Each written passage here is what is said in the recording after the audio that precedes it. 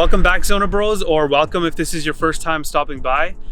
Today I want to quickly go over the Pilot package and what it has to offer. The Pilot package comes with a whole host of features, including adaptive radar cruise control, pilot assist, pixel LED headlights, which are not enabled in the US yet, but it should be coming soon. It has lane keep and lane departure, which is not the same as pilot assist. We'll get into that a little bit later. It has rear cross traffic alert with collision mitigation, and then it also has collision mitigation while reversing. It has automatic braking while reversing. And then another really helpful feature is the auto dimming side view mirrors, as well as auto dimming rear view mirror, but that's standard. So let's start by talking about the radar cruise control. I think it's great. It's very smooth. It almost resembles human driving. It doesn't like brake abruptly. It's very smooth to accelerate and decelerate, as long as there's no car that moves in. Like if a car cuts you off, obviously it's going to hit the brake really hard, but if you're just approaching traffic, it's not going to hit the brake. You won't even be, the braking is imperceptible. This is very different than the Toyota system, which you can feel the car braking. Even if you're really far away, for some reason, the car doesn't switch from accelerating to coasting and then braking. It just goes from accelerating to braking, which like you'll feel the car move. That's not the case with the Polestar. It's super smooth and it gives the car a more luxurious driving feel. Now, this also applies when you're changing lanes. Let's say you have your cruise control set to 75 and the car in front of you is going 65 or 60. The Polestar will slow down, but as soon as you signal to change lanes, it'll check to make sure there's no one in the lane next to you, and it'll start accelerating before you start. It'll start accelerating as you're changing lanes. Again, like I'll keep using the Toyota as a reference just because that's the only system that I'm used to. What the Toyota would do is it would wait for you to completely switch lanes and then accelerate. I think the newer Toyota systems do accelerate as you're changing lanes, but I haven't used it, so I won't be able to tell you how comfortable it is. Not only does the car accelerate when you're changing lanes, it will also decelerate for you if you're changing into a lane with more traffic. What it's not so good at is if the car in front of you comes to a full stop, for some reason the Polestar takes a really long time to start hitting the brake. So it's usually an abrupt stop, and it's not very safe to stop that way because the person behind you might not realize you're coming to a full stop and you'll get rear-ended. Next, I want to talk about the Pilot Assist feature. This feature is also extremely useful. I was skeptical before getting the car. I didn't think it's a feature I'd use very much, but I had to get it just because of what was available on the lot. And it handles amazing on the freeway. It doesn't do so well in the city. I think that's just because of the consistency of lines, and in the city, if there's a turn, the one side, like the line will be broken, and that just confuses the car. But on the highway, there's no issues with it. It's centered most of the time, but then there are times where it likes to hug the right lane, and then if you're not paying attention, sometimes it will exit the lane. The lane departure will start beeping, or it'll turn orange on the dash, and then your steering wheel will vibrate. But for some reason, the car won't pull you back in, which is a little odd. Hopefully that gets fixed in future updates, but that's just how it is right now. Keep in mind that this is not a full autonomous driving. You still have to pay attention. You have to keep your hands on the wheel. There are times where it'll be just doing random shit like swerving for no reason, even on the highway. So yeah, just pay attention. If you do have to let go, you can keep your hands off for about 7 seconds before the steering wheel the steering wheel icon on the dash turns orange, telling you to put your hands back on. And if you choose not to, after 20 seconds, it'll start beeping at you and the steering wheel icon will turn red. And then if you wait longer, eventually the car will start applying the brake just to wake you up if you're falling asleep, just to get your attention. And if you still don't do anything, then it'll come to a complete stop in the middle of the freeway or wherever you're driving. So make sure you're paying attention. It also behaves a little weird if the lane is too big. Sometimes it'll find the one lane and then stay against that.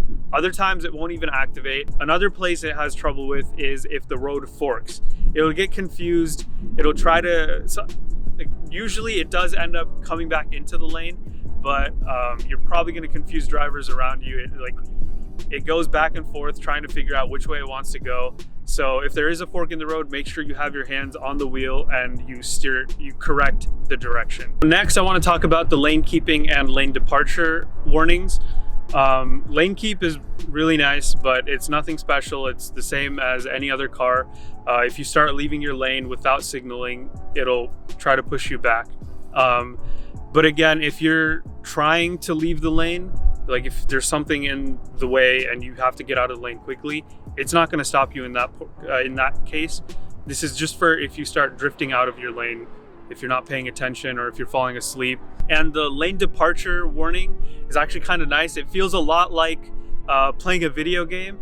If you're playing a racing game where as you start to leave the track, as you start to leave the racetrack, your controller vibrates. That's what the steering wheel feels like. It doesn't vibrate as strong, but that's just what it reminded me of. So the next cool feature is BLIS, the blind spot.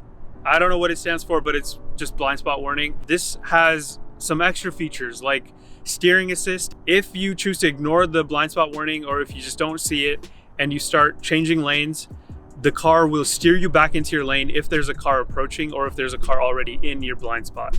At first, I thought the blind spot warning was a little too sensitive, but after looking into it, it seems like the car will trigger the blind spot warning even if the car next to you is far enough away. It depends on the speed that they're approaching at. If they're approaching at a speed that's significantly faster than the speed you're moving, the blind spot will warn you and it won't let you change lanes. So it has cross traffic alert, which is nothing special to this car. A lot of cars have it, but the Polestar will also brake if you choose not to brake. So if there's someone walking behind you, or if there's a car driving up as you're reversing, the car will apply the brake for you if you're not paying attention. That same braking concept also applies to when you're reversing. If you're reversing and you get too close to an object, the car will apply the brake for you. Now, sometimes this feature can be a little sensitive. Sometimes it'll brake even if there's nothing behind you. So, and that has gotten better, but it still does it from time to time. But this is a feature you can turn off. If there's a spot that's always giving you trouble, as soon as you put it into reverse, you can just hit a button on the touchscreen that will turn the automatic braking off. The car also has emergency stop assist. So if you're approaching a car that's not moving and you aren't applying enough brake pressure, the car will assist you and apply as much as it needs to not hit the car in front of you. Or if you're not braking at all, the car will hit the brake for you. The Pilot package also comes with a 360-degree camera, which is nice to have, but not really for the 360-degree view, because in this car, for some reason, it's extremely distorted. It's a lot worse than BMW, Mercedes. It's even worse than the Chevy Bolt. But it does come in handy because you have the 4 different views. You can see each side of the car if you need to. It's not really useful for the 360-degree view. It's just nice having the 4 cameras that you can look at. Something else I don't really like about the 360-degree camera is that when you go from reverse to drive, it doesn't switch to the front camera. You have to do that manually. So I'm not sure why it doesn't just switch, because sometimes you need to back in, or you need to reverse and go back forward to get into your parking spot, and there might be cars next to you. So it would just be nice if it switched to the front camera. It also helps show you how far you can go. One feature that is nice with the 360-degree camera is if you're taking a turn or if you just get too close to something, it'll automatically pop up on your screen below a certain speed. So that's nice. You don't have to go you don't have to go click the button manually. So the next feature I'm going to talk about is side park assist, which sounds a lot cooler than it really is. All it does is it glows red on the side of the car if there's something in the way. Okay, so the next feature is the Pixel LED headlights, which, I mean, in the US, it's not very useful right now. I think in Europe, they did get rid of it because of the chip shortage. So the Pilot package is a little bit cheaper there. The US recently approved like adaptive headlights. So once we do get the software update, what these headlights will do is you can leave it on you can leave your high beams on all the time, and it can track up to 5 cars that are in front of you. And the high beam light will shine on everything except the cars that it sees, and it can track up to 5 cars. And if there's more than 5 cars, then it'll just turn the high beams off entirely. The Pixel LED headlights also includes the welcome lighting.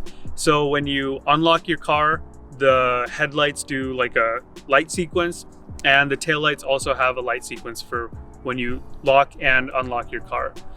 This is not something you're really going to notice if you use the door handles for locking and unlocking. It's not really useful. It's just I guess like a cool way for the car to welcome you. But you'll only notice it if you use the buttons on your remote, because you need to be walking up to the car to see your tail lights. So the Pilot package also includes fog lights with cornering ability. This is not something that's really useful. I don't even notice it. But if you're taking turns, whichever side you're turning to, the fog light on that side will turn on. Yeah, I don't really use it that much. It's always on, but I don't notice it very much. The auto dimming rear view mirror is standard, but the auto dimming side mirrors are not standard. It's a part of the Pilot package, and I think it's like just that one feature makes the package worth it almost. Not really, but it's really nice when driving at night. Bright headlights won't shine into your face. And another cool part of this feature is that you can adjust how dark it dims. There's 3 levels. There's standard, dark, and off, I think, or light, dark, and off. And this is nice for tint if you have tinted windows. If your tint is really dark, then you might not even need the dimming mirrors. This is probably one of the most useful features in this package. It doesn't dim in every scenario. If the sun is shining onto the mirror, for some reason it doesn't dim in that case, but it dims every time for headlights. So another really nice feature about these dimming mirrors, all 3 of them, including the rear view, is that I know in older rear view mirrors, or I know in older auto dimming mirrors, the mirror would have a green tint to it when it dims. These mirrors don't do that. It's almost like just putting like a piece of polarized glass over the mirror. That's what it looks like. That's it for this video. I hope you found it helpful. Is the Pilot package worth it? That really depends on your driving needs. If you're not driving long distances, if your commute's not very long, or if you just drive entirely in the city, I don't think it's worth it. You can just save the $3,200. You can get the Plus package or even the Performance package. It really just depends on how you drive your car. But for me, I would say it is useful because my commute is pretty long and it can get boring. So it's just nice to have the car steer for me sometimes. And I do drive a lot at night, so the mirrors, the dimming mirrors helps. And then the adaptive radar cruise control is also amazing. You don't have to think about anything, although you probably should be paying attention and thinking. So we know that Volvo is known for its safety. The seatbelts even have 1959 engraved on them, and I think that's the year that Volvo made seatbelt standard in all their cars. Or maybe it's the year that, I don't know, it's some year. It has something to do with Volvo and seatbelts. That shows their commitment to safety, and it should be no different in the Polestar, as its sister parent company is Geely and Volvo. So we decided to test some of the rear automatic braking. I wanted to record how sensitive it was, but I guess with the last few updates, they've been making it less and less sensitive to the point where it's completely useless now. I was inches away from the trash can, and the automatic brake didn't even apply. I had to apply the brake. I know they made it worse, but this shows that they are listening to feedback and making changes. So hopefully they do continue to make it better to the point where it's useful again in future updates. So that just goes to show how you shouldn't rely on any of these systems, not even the highway assist. Always have your hands on the wheel, pay attention to the road. I have had the car lose the lane at times. So yeah, always make sure you're paying attention. And that's been it for this video. I hope you guys enjoyed it. If you did, hit the like button. Share the video with someone if you think they'll find it helpful. Comment down below any future videos you want to see on the Polestar. Thanks for watching, and I'll see you next time.